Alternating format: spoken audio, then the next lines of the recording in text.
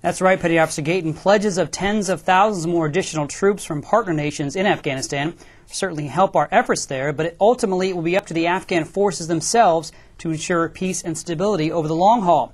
We talked with a man who is ultimately heading NATO's mission in Afghanistan, Admiral James Stavridis, about the current state of Afghanistan's military and police forces. Now, how efficient are the Afghan army and police on the ground right now?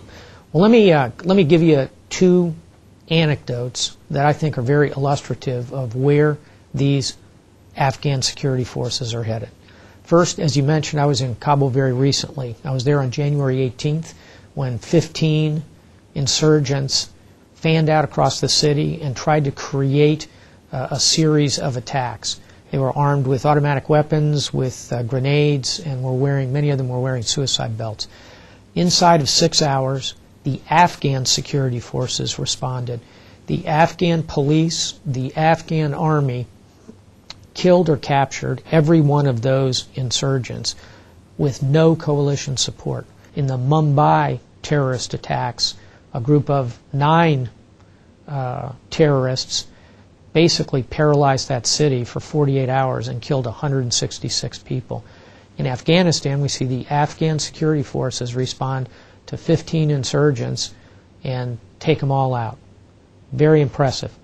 Secondly, kind of at the high-tech end of things, on the 4th of January, we saw the first Afghan piloted flights of Mi-17 helicopters in combat operations, flown by Afghans with Afghan commandos in the back, doing complex special operations activities, planned and executed by the Afghan security forces.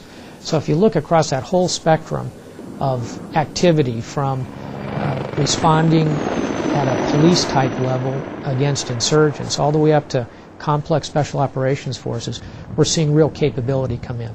Now there are lots of challenges and we've got a lot of risk in terms of completing the overall mission, which currently stands at 300,000 Afghan security forces. But we're getting close to 200,000, and I would say their capability is improving every day.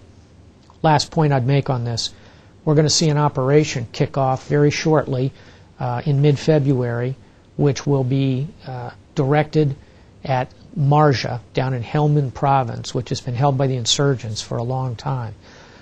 We are going to see a 1-to-1 ratio of coalition troops to Afghan troops in that big operation, as well as 2,000 Afghan police who will come in after the clearing phase and be part of the hold and build phase. So we're really seeing the Afghan partners step up to the plate. And here's something I bet you don't know. 75% of the casualties that are taken in Afghanistan are taken by the Afghan security forces. They are in the fight in a big way. Admiral Stavridis also told us there are currently 64 professional training units in Afghanistan, and NATO will need 20 more. Offers for 83 more such teams were made at a recent NATO conference. No doubt their training is crucial to standing up a strong Afghan force to assume a bigger role in stabilizing the country. Back to you.